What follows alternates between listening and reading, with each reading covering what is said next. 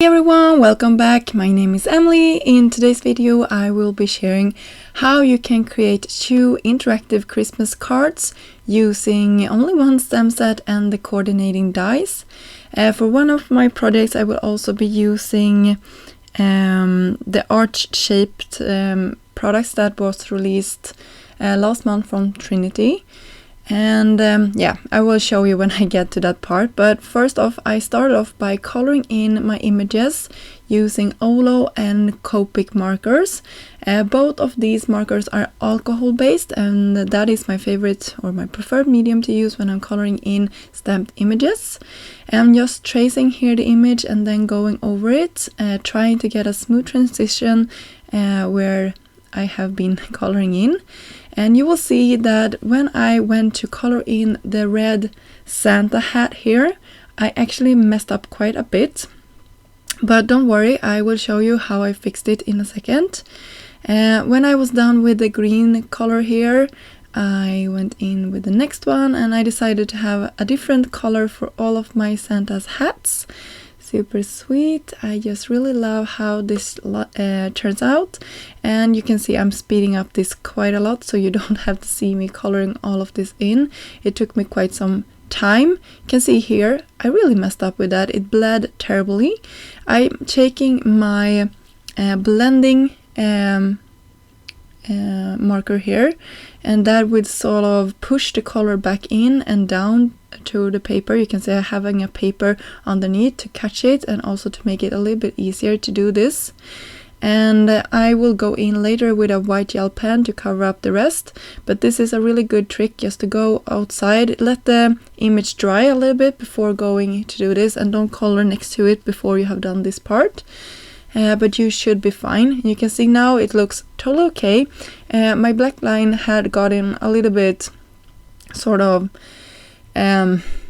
affected by all of that ink pushing first out and then in again. So I will go in with a black marker at the very end and just make sure that I have a crisp line. But don't worry, if you mess up like this, keep going. You can save nearly every mistake that you are creating. You can even color over images and stuff like that if you have to. But pushing the color away is a really good way of saving it. And also, you can see here when I'm going in with my color for my beard, I'm starting with the line where the red is, so I'm really pushing that back. So now I have colored in both of my images, and now I will go in with my white gel pen. You can see some of the parts are still a little bit sort of noticeable outside of my Santa hat, but the more I'm coloring this, the more like I'm covering all of that up. And when I go to die cut this, I think you can't even tell that I messed up that badly. It would have been fun to have a before and after picture of this. So of course I had to go in and see if I could find a before and after picture. I slowed this down so you can see the transformation, and I think it was quite good. So then I went in and cut down a panel from the Emergency Card Kit Essential. I think it was the number 1.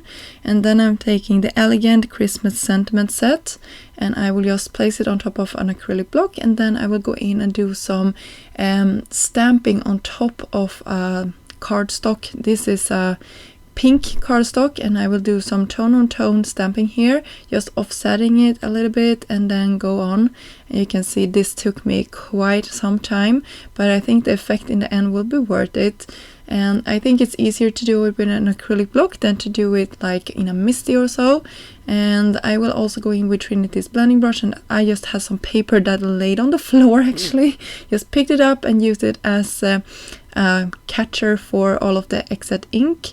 I took some white ink, and it was quite dry, so you can see all the lines it created. If I had watered it down in the beginning, I wouldn't have gotten those. For my second card I did the same thing. I will speed this up quite a lot so you don't have to see me fuss around with this. It doesn't take that long, it just is a repeating action that you're doing. Don't have to be straight. I just eyeballed it and thought it was good enough. And yeah, I will do the same thing with the green inking to the sides, just going around. And when I was happy with how all of this looked, I will go on and start cutting into this piece. Sounds quite terrible when I say it like that, but it will be so good in the end. So I splattered both of them, and I will now start cutting. And you can see I have my card bases ready. I have my images. I decided to pair the 3 with that one, and the stacking ones on the other one. And for my first one, this is the one I'm going to use the coordinating dies for. You could also use a shape if you like, and I will show that in a second.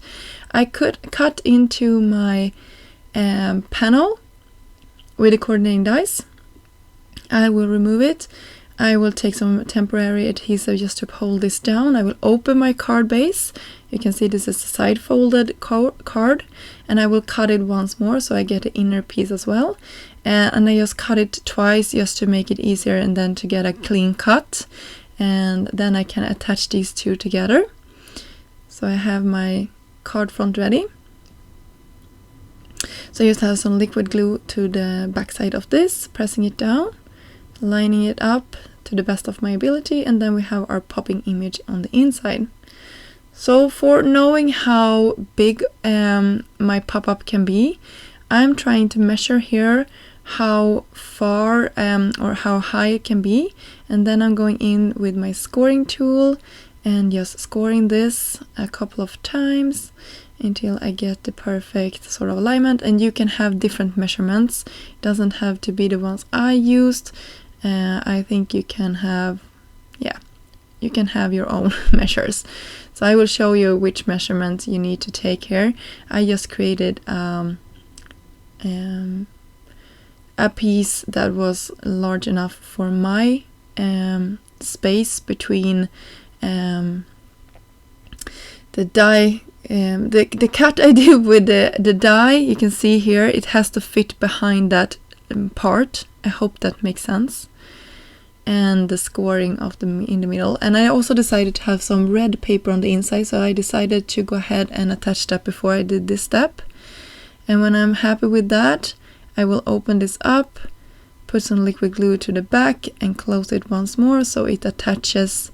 And then I'm a little bit impatient here, but you get an idea of how you are going to do this. I just have this shape, and this will be my interactive piece. I should let this rest before I'm doing the next part here. Then I'm taking some adhesive to the front of this, and then I will attach my image. And you can see here in a second, when I have attached everything, that it will pop up and float on the inside of my card. Hope this makes sense. I'm sorry for not showing you how it looked. I will show you the finished result here in a second. We will keep working on our second panel. I will do the same steps as I did on my first one. I will cut this with this is now the arch-shaped card die, and I cut first on the front panel, then I attached it one more time, run it through my machine, and then I cut the front here. You can see I've opened my card base so I don't cut into the back of my card because that I don't want. And then I can attach this to the front. You can see that I'm just using some liquid glue here, lining it up to the best of my ability. And you can see that green piece, I will actually save it and use it for this background for my image. So it will look something like that. Now I'm scoring it. So this had other measurements than the first one.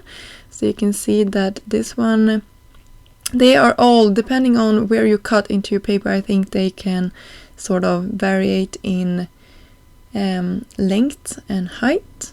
So I created a new mechanism. I just measured how like deep it could be or high it can be. So I hide it behind that piece, and then I can attach this, liquid glue once more, and then press this down and attach my little moving piece here. You can see how this is opening.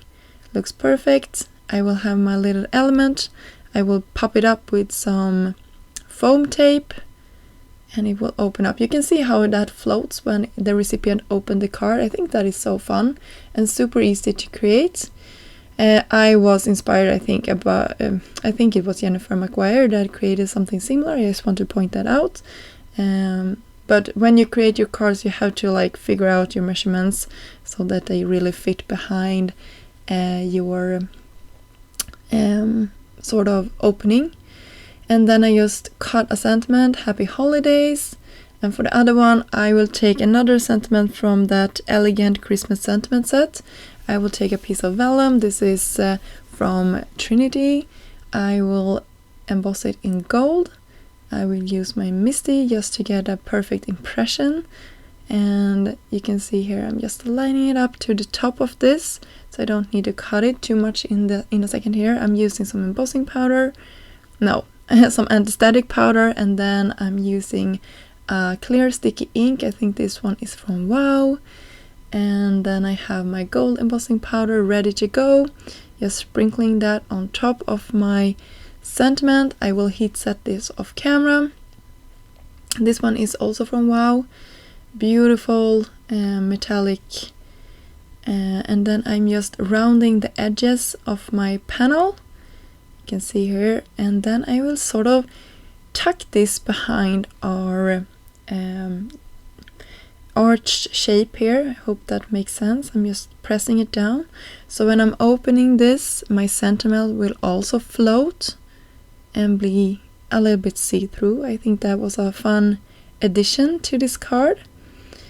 And it's also the same sentiment as I had on the inside or the outside of my card. And then I cut some embellishment. These are also from the Emergency Card Essential die set. I don't remember if it's the number 1 or 2, but I will have it linked down below. And I just think this created a really nice finishing touch for the inside of my card. So I hope you got inspired to create some interactive Christmas cards. These are actually super easy to create and the recipient will love them. And you can see the only extra step that I did was to cut into the front and create a little hinge.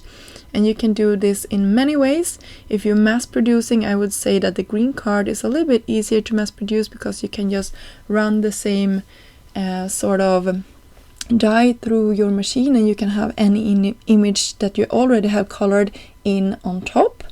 I will leave you with some close-up pictures of our project and I hope that you will be back soon. All the products that I used in this video will be listed down below, and until next time, have a great day. Bye!